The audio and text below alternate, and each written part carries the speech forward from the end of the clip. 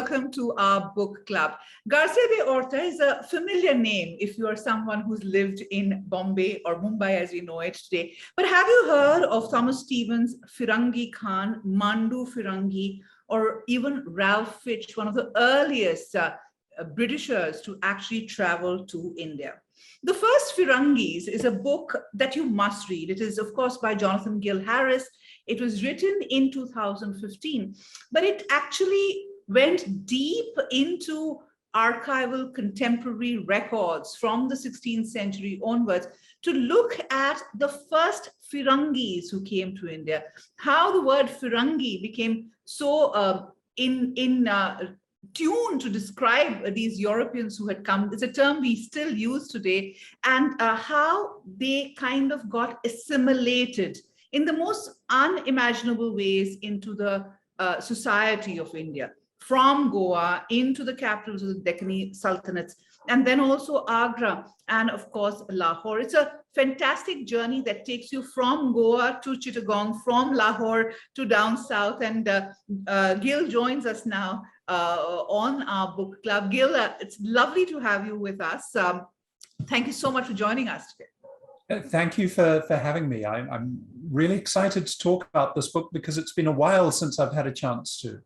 Yes, it's always great to revisit a classic, and we do that very often here because, while William Dalrymple opened for us the 18th century with the world of the white Mughals, he did so looking at the top rung, so to say, the white Mughals who became your Nawabs and lived the Indian life.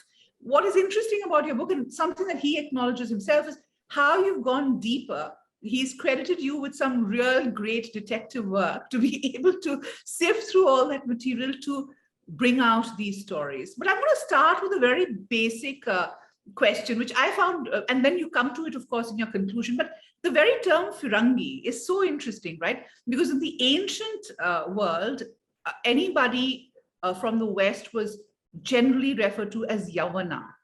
The word Firangi comes with the Mughals, and that's what you have pointed out.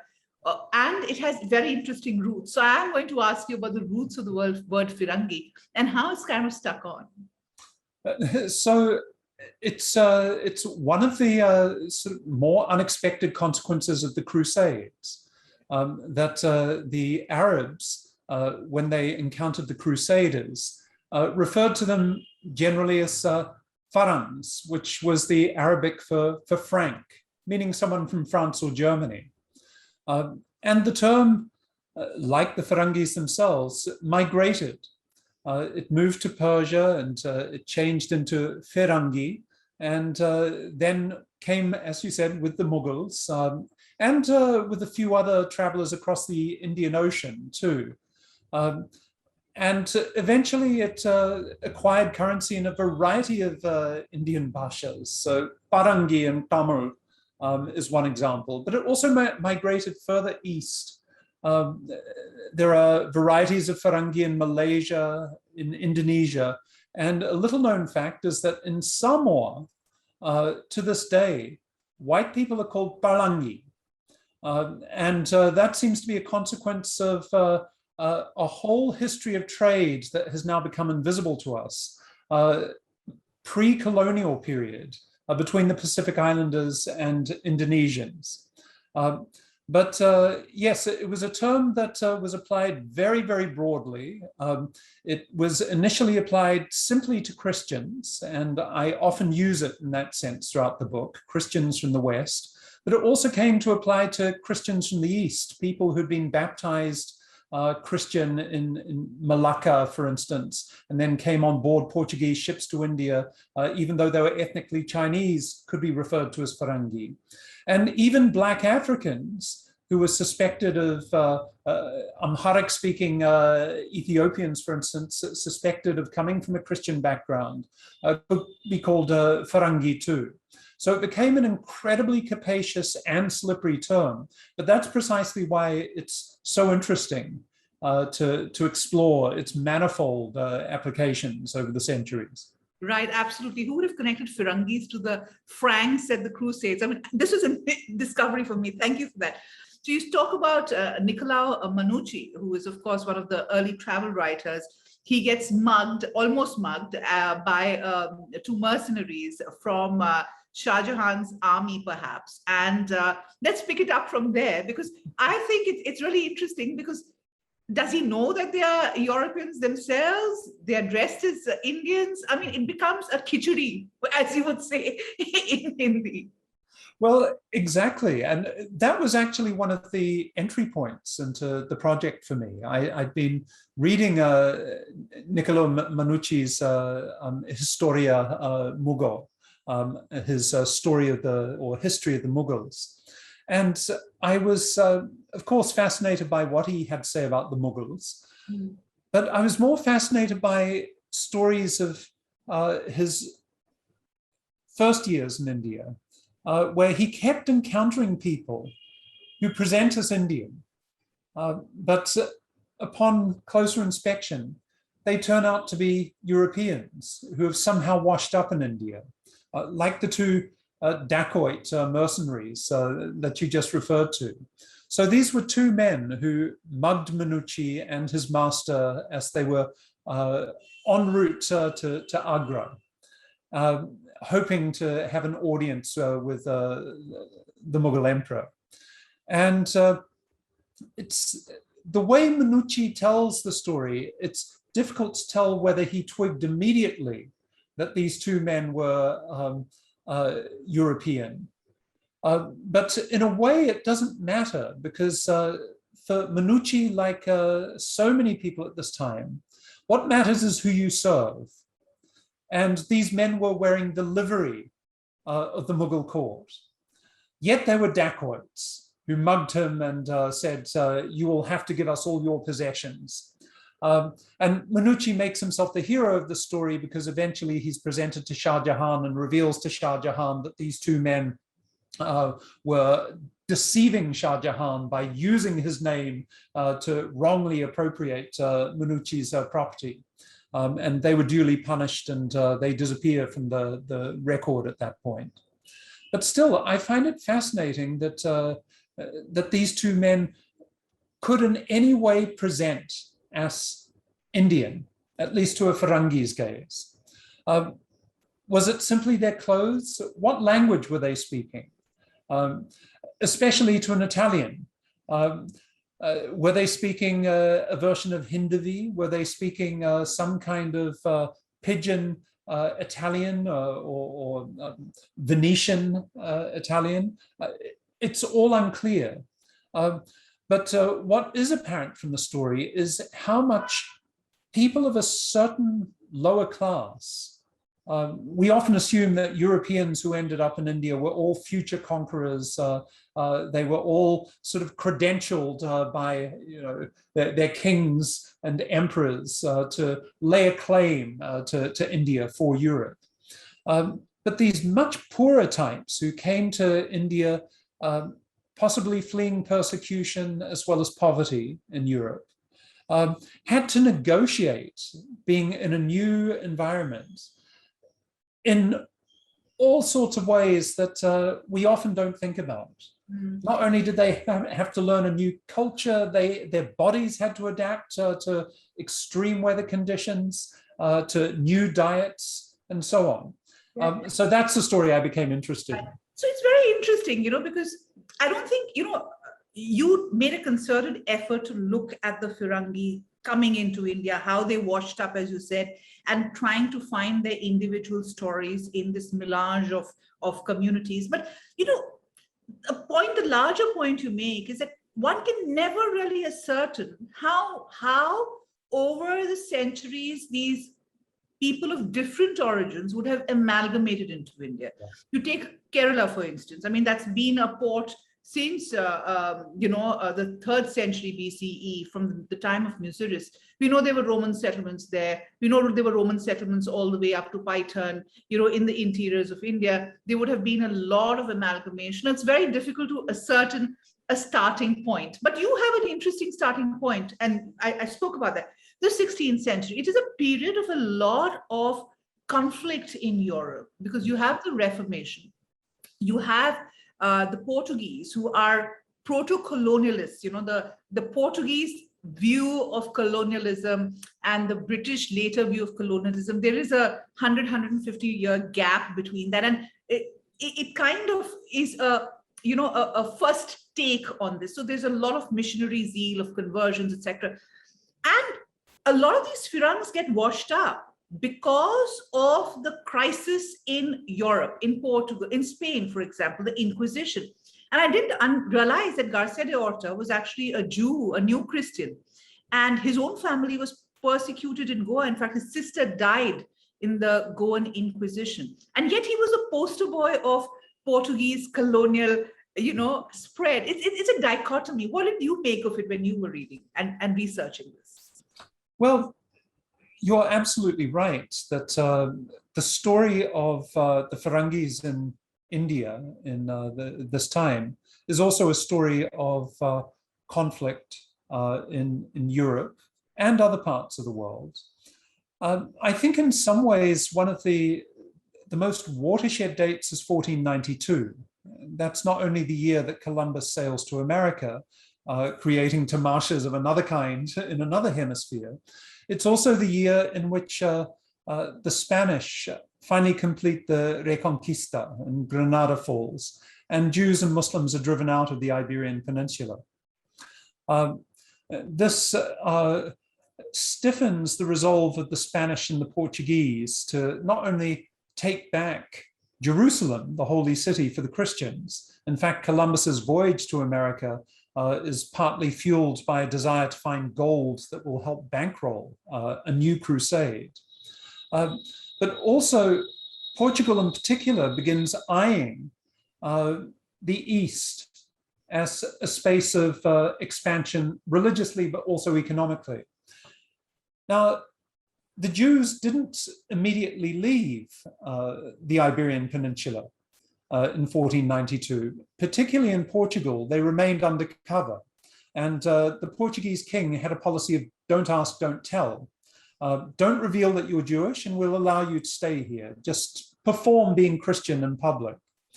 And that's partly because the Portuguese crown was dependent on Jews and their connections in the Arab-speaking world, in the entrepôts of the Indian Ocean network. The Portuguese invasion of the west coast of India was to a large extent dependent on their taking over the old Arabic trading networks with the help of Jewish knowledge, Jews as intermediaries, which is not to say that the Jews were janissaries. They often had their own objectives, not least of which was religious and personal liberty. And a huge number of undercover Jews migrated to the Portuguese Estado da India and then slipped out of it. They resurface as mercenaries often in the Deccan empires in other parts of India.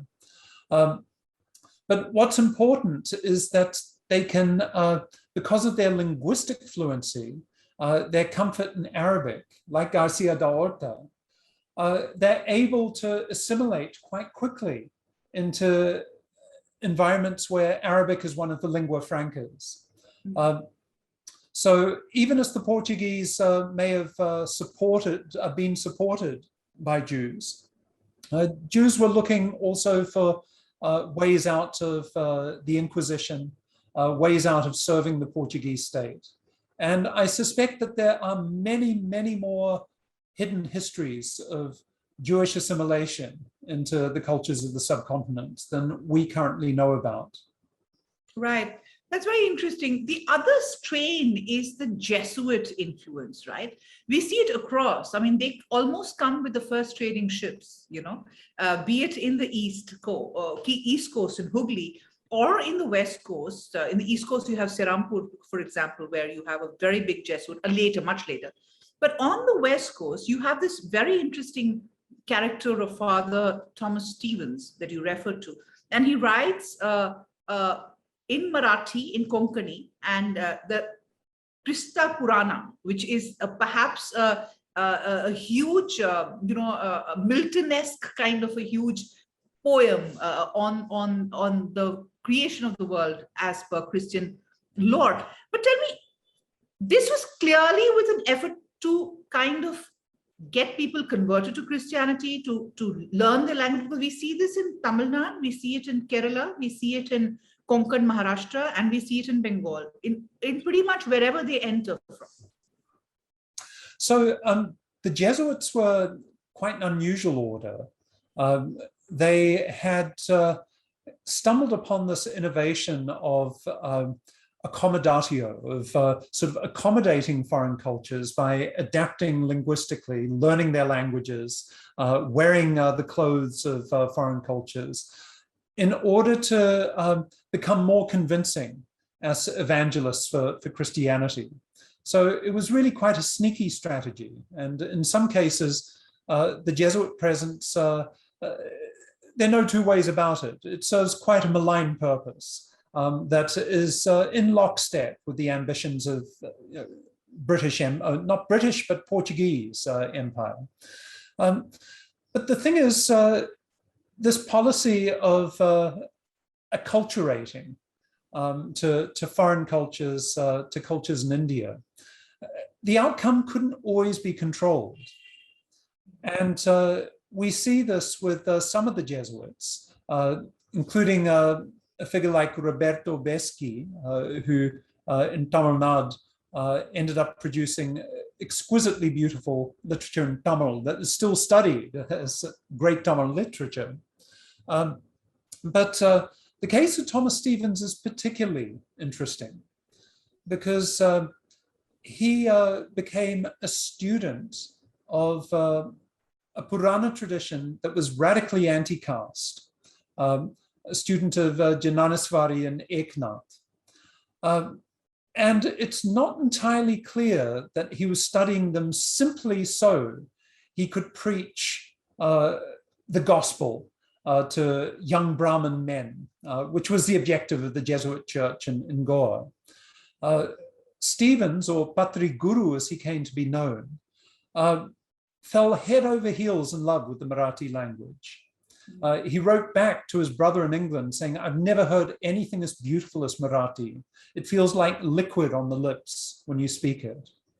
And the Purana he wrote, even though it's known now as the Krista Purana, the story of Christ, in many ways, what he evangelizes for is not Christ, but for the most unexpected figure, the coconut. Because shortly after arriving in Goa, Thomas Stevens, like many Goras, was struck down with heat stroke. He just couldn't deal with the high humidity and the intense heat of Goa. And he was at death's door until a local hakim suggested to him, "You should drink nariyal pani." And he immediately became a convert to the extraordinary, almost providential power of the coconut. So much of the Krista Purana is taken up with praising the power of the coconut. He even calls the coconut the Kalpataru. He's borrowing a term, of course, from Hindu mythology, the tree that answers all desires. In the Konkan coast, the Kalpataru was associated with the coconut tree.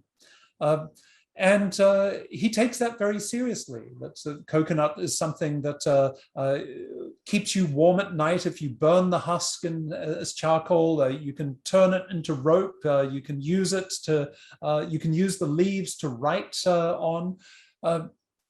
And what becomes increasingly clear is that the Christ of his Purana is actually a sort of bit part character who's a Swami.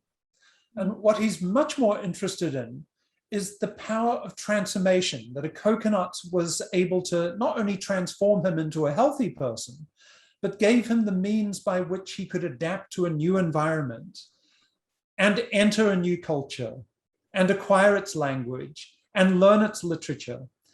So there is a strong sense in the Krista Purana of Stevens not being the teacher of Christianity to locals, but the student of a tradition that he'd fallen in love with. And that just shakes up the power balance in a way that I think is quite intriguing. How interesting. That's fascinating. And by the way, I'm from Kerala. For us, the coconut is everything, right? It was everything, the coconut. So I can relate to that story. But let's move on. So you have two kind of trends that you have, if I could use that word. One is the people fleeing Europe, coming into India. And, at that time, in the scheme of things, in the power equation, the Mughals were very important. The Deccanese sultanates were very powerful. They were anyway attracting a lot of money. And it's like flocking to the US for people of today, for instance, where the jobs and opportunities are. So I'm presuming a lot of this was also in search of lucrative professions. Now, what happens very interestingly is as they get into the mainland, they get diffused very, very quickly. And their interactions are manifold. You have spoken, and I refer to in the introduction of a Firangi Khan, who is in Ahmednagar. You have the Mandu Firangi, who is in Malwa. And then gradually you have, of course, the Georgian, governor in Diu, who plays a very pivotal role later. But Malik Ayaz, I think his name was. Yes. Now, the thing is, what made them settle in? Did they stick out like sore thumbs, or were there so many already that it was par for the course? Because actually, if you see that period, you have many of the Deccanese sultans and people coming from all over the place. I mean, they're Georgians, they're Slavs, they are people from every part of Central Asia. Today we look at them as homogeneous units, but yes. I'm always fascinated at how diverse those people were, right?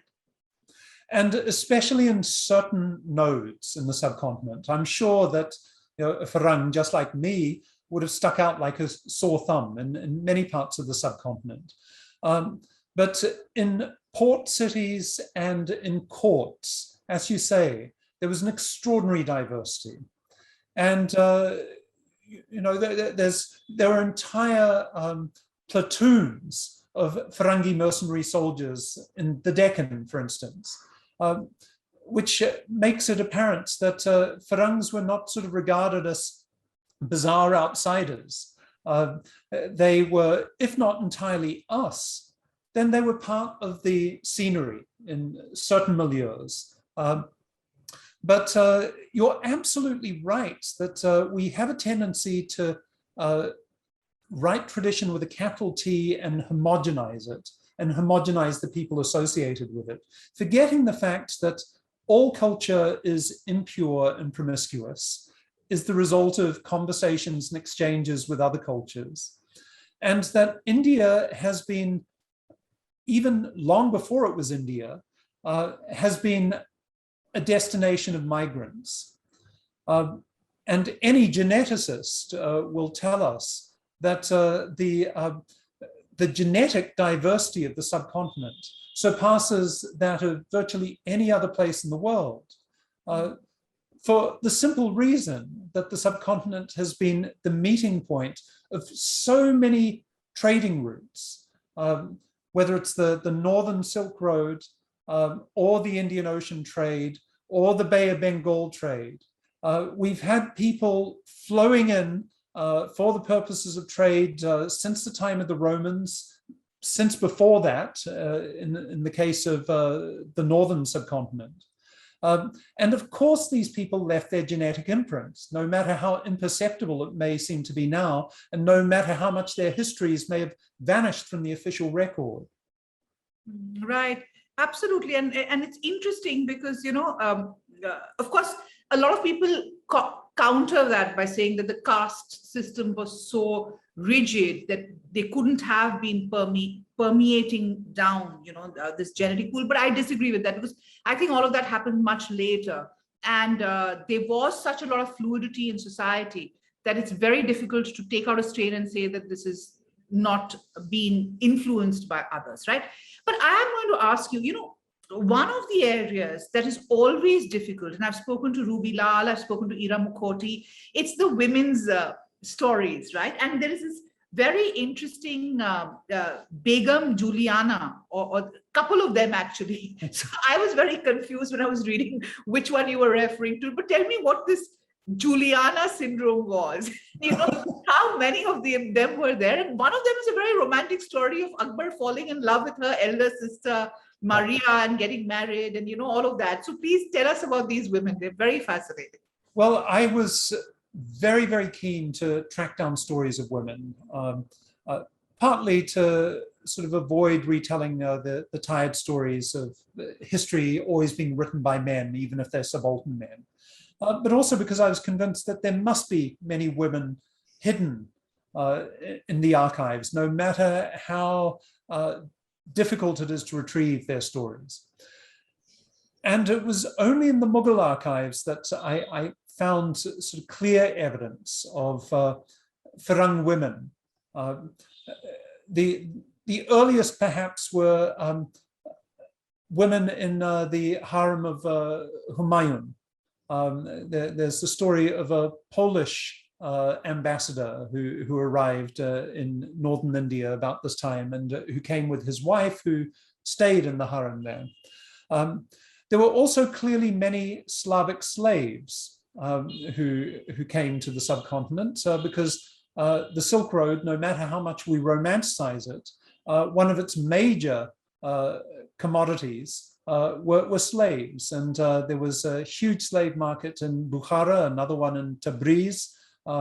And these were major stops on the Silk Road. And people would buy women who they would bring back to India with them. And they were usually of Caucasian origin, Russian origin, some of them even Polish or Ukrainian.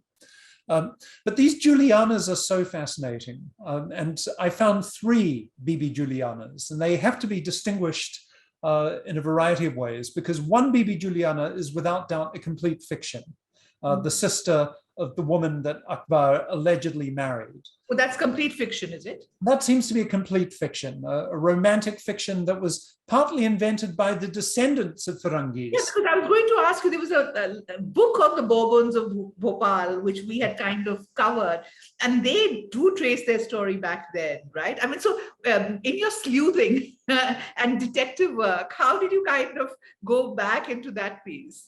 So yes, the Farangis of Bhopal, who do not look in any way Firangi now, they have intermarried fully with Indians, so they present us as fully Desi, even though they have names like Napoleon. I think it's unclear. I mean, it's clear that they have some Firangi forebears, but it's unclear exactly who they were. And I think there was a certain element of self-nobilization in their story in order to legitimize their clan. And I don't mean this as any disrespect to them, but I think this is what clans often do. They come up with sort of exalted genealogies as a way of making themselves feel sort of more legitimate. But this Bibi Juliana, who is the sister of Akbar's Christian wife, that does seem to be sort of a fiction invented partly by the Bhopali Farangis and partly by French travelers. But there is a smoking gun there. And I suspect that 2 different Bibi Julianas, who we can historically verify, were compressed into one character. The first Bibi Juliana was an Armenian who came with her father, Abdul Hay. Hay was a common name for an Armenian at this time. Akbar had invited Armenians to settle en masse, largely because he needed them as traders who were connected in the Silk Road. And Abdul Hay came to Agra at Akbar's invitation and was briefly the Qazi to Akbar, which itself is interesting, that a non-Muslim could be appointed Qazi. And his daughter, Bibi Juliana, lived in the harem and seems to have produced 2 children, one of whom later became a Christian lord who was given a jagir in Rajasthan.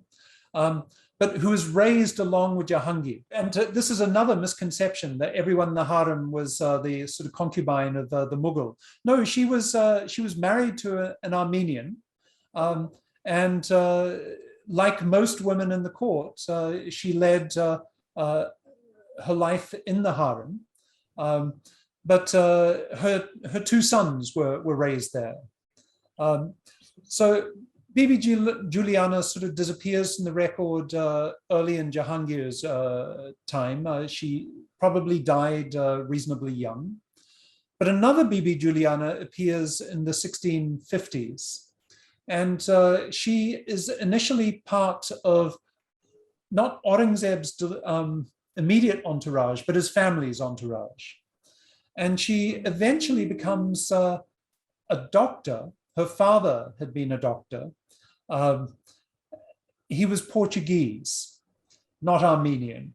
And she became the doctor and also a chief counselor to Aurangzeb's son, Shah Alam, who became the emperor of the Mughal Empire. And she did very well for herself. She also lived in the harem, but she became famous for her political smarts. And she played the Portuguese like a violin.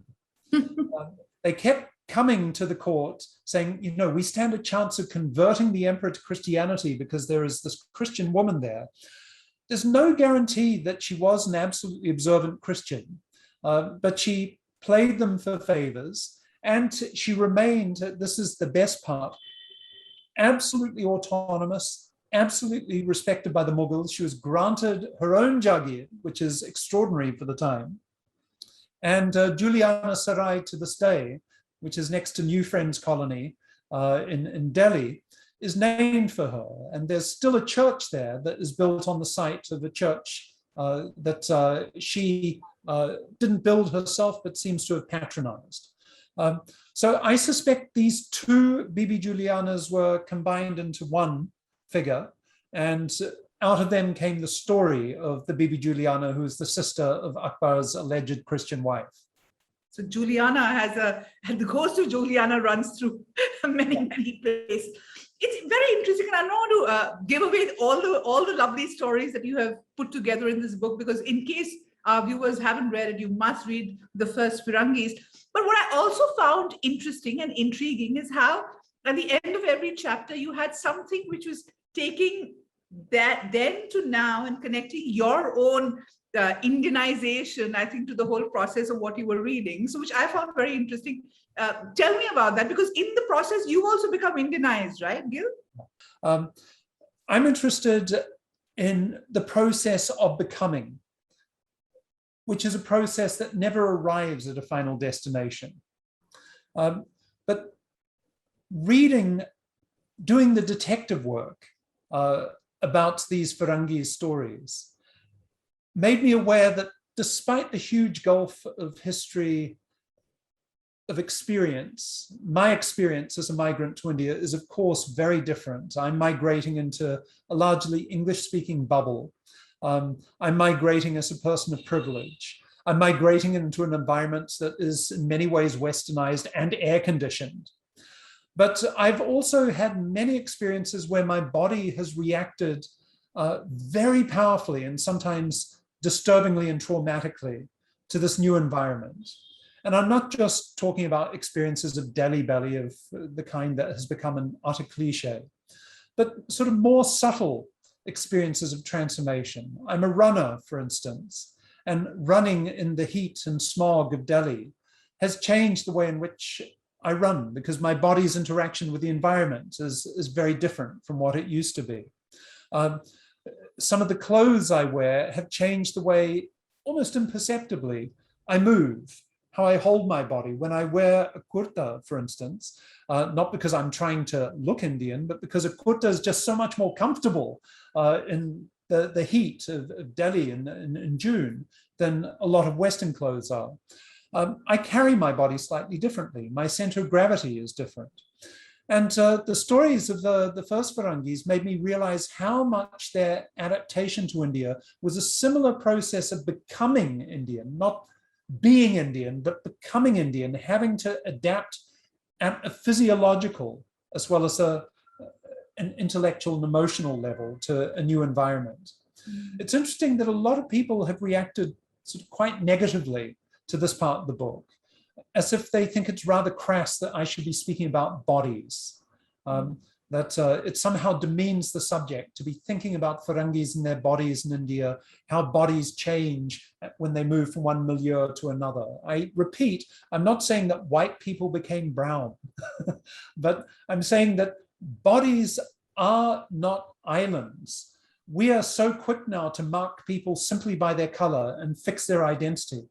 But in fact, our bodies are porous. They're in constant dialogue with the world through which we move.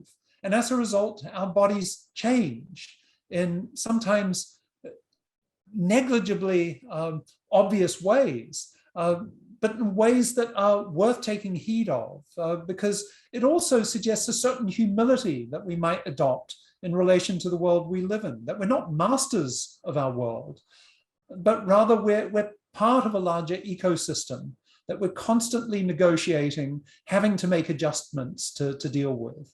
And so there is a sort of subtle ecological subtext to my story of becoming Indian. Right. Gil, thank you so much for joining us, opening this world for us. And we must have you when you are ready with your book on the Jews and the Silk Route, because it's a fascinating history. We touched upon the Armenians also. That's another fascinating history. So as we discussed, there's so many strains to look at, and it's each conversation is so amazing. Many thanks for joining us today. Thank you, my pleasure. And I hope you, like Thomas Stevens, enjoy your Elamira. Thank you. I do. Okay. Lovely, Gil. That was really nice. Enjoyed it.